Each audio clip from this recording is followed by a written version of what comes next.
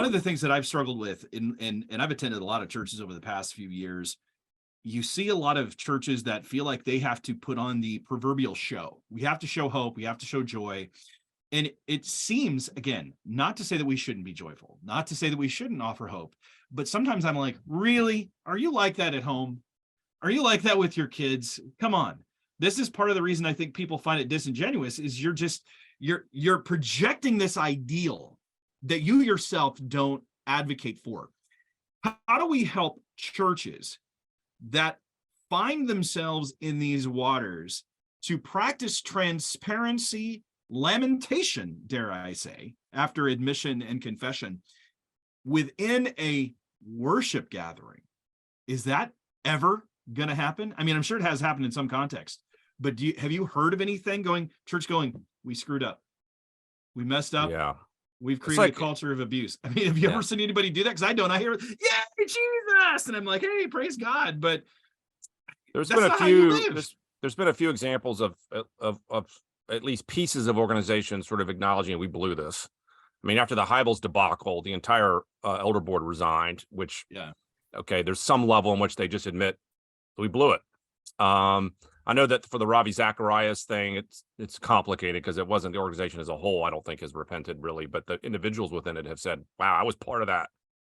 And I'm sorry I was part of that. And so it is encouraging to see those from time to time. But I think your point is well made, though, is it, church has become such a production. And I think this is part of the problem with our social media age is that we're like actors, and it's like an episode of a show. And this week's episode is this, and we're all putting on the message that's part of the script. But I think people begin quickly to see through that and go, wait a second, this is just like a TV show. You guys are no different. It's not real.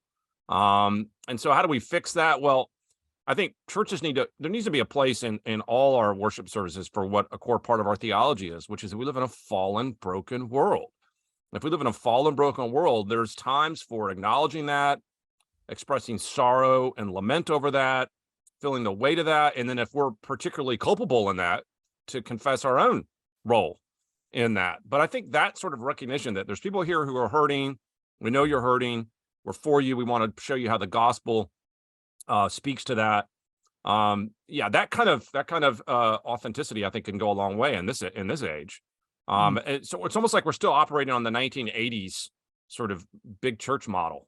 And I'm like, wow, this thing is like 40 years old and it's not working. Let's find some other way to get our message out. Well, I think people do think it's still working because people are still showing up. And as long as people show up, they think it's working. I'm looking at it from that Copernican idea where it's like, it's not working. And people are like, wait a minute, what are you talking about? Our crowd, the crowds are here. And I'm like, well, yeah, but they came from. Depends how you measure success once again. Yeah. If it's mainly by numbers, then you're right. If it's purely numerical, they can claim success. But we all know, scripturally speaking, the success is not measured that way.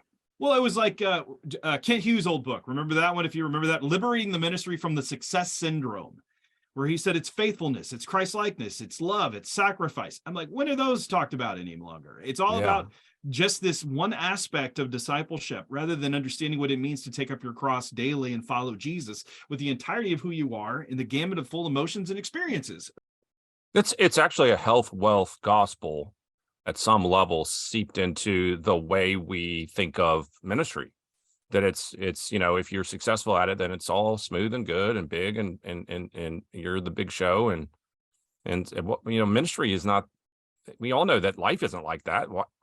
Sometimes it's hard. Sometimes there's setbacks. Sometimes there's problems. And I think our witness to the world will go a long way if we just sort of acknowledge some of those things.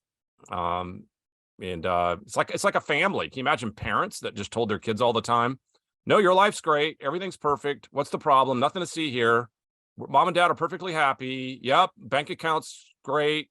Yeah. And they're like, you're my parents. Why don't you talk to me like a real person, right? Like, oh, I know that. I see you fighting, mom and dad or whatever, I know you can't pay the bills. Why are we pretending like our family's like this perfect little family when we just need to own our issues? And I think it's a little like that with the church.